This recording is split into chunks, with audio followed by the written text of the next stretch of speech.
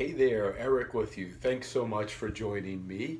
I just wanted to speak to you today regarding a certain concept or phrase that you might have heard when you were a child or you might use with your child. Um, I didn't hear this when I was a child, mainly because I ate everything. I don't think there was anything I did not enjoy. So I never heard this. My parents never said this, but I know it is common, probably in the past more so than now, but I think it is still occurring now. So I wanted to address this.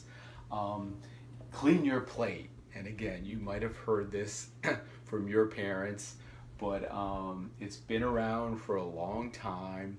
And the scenario is there's a child at the table, he has a full plate of food, and the mom or the dad or both say, "You do not get up from this table until you clean your plate. You have to eat every morsel of food off this plate before you move from the table." And this can present many problems at that age and as the child gets older too. So I just wanted to point some of these out to you. First of all, overeating. Sometimes children are just not hungry. Their appetite can fluctuate a lot depending on many different factors.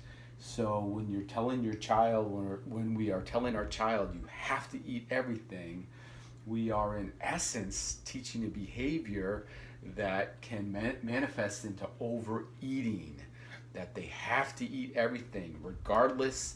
If they are not hungry, they still have to eat it. So this again can produce overeating as the child gets older, or even at that age.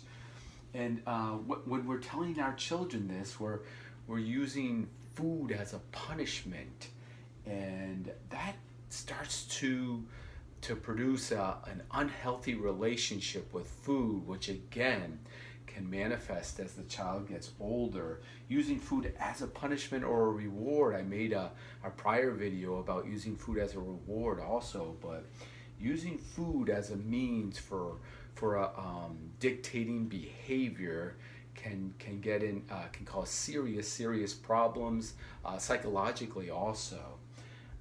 Also dislike foods. I know many people who to this day they may be in their 30s, 40s, 50s who do not like a certain food because maybe when they were a child they were forced to eat it. Broccoli. I mean, I'm sure that there's many people out there who do not like broccoli or another type of vegetable because as a child they were forced to eat it. So now they have this psychological barrier where no matter how old they are, they will never like that food. So that can also be a big problem. And even, we're making a cycle. If your parents said this to you, clean your plate, and now when you're a parent, you're telling your child that. So we're making this cycle that continues on, which again can lead to many different problems as the child gets older.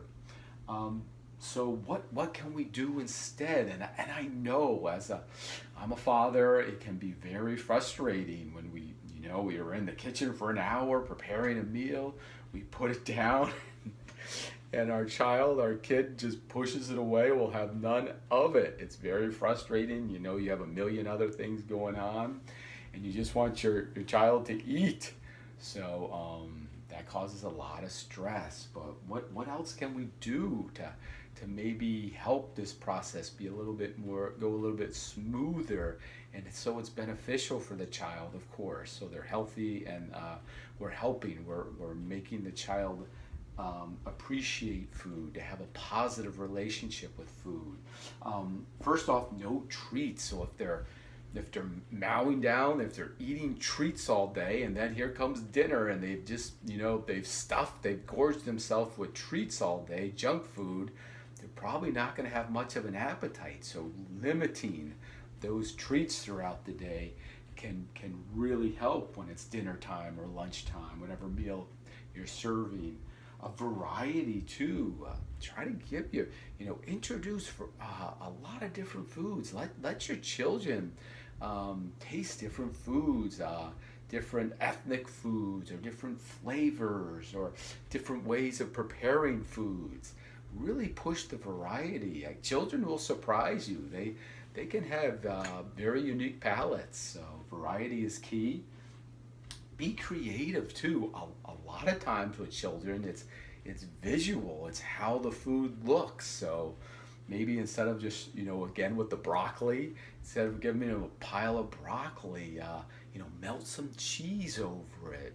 Make it look aesthetically pleasing to the child, and they may be more apt to consume, to eat that food. So be creative how you serve, how you prepare the food. Stress, I spoke about that earlier. If we're demanding the child to eat the food, the stress is going to increase, and no one likes to be told what to do, especially a child under a lot of stress. That's very emotional. It's not going to end well if we're creating a stressful type of environment. I'm going to get to is next, but they go hand in hand. So try to create a low stress environment when you're serving your meals. And again, I just wrote environment underneath, and you can even be creative with the environment. Make it fun for the child. Maybe in the background, put on some music they enjoy. Tell jokes, tell stories, and that will take the priority off of eating. It will almost be secondary. It'll be more natural.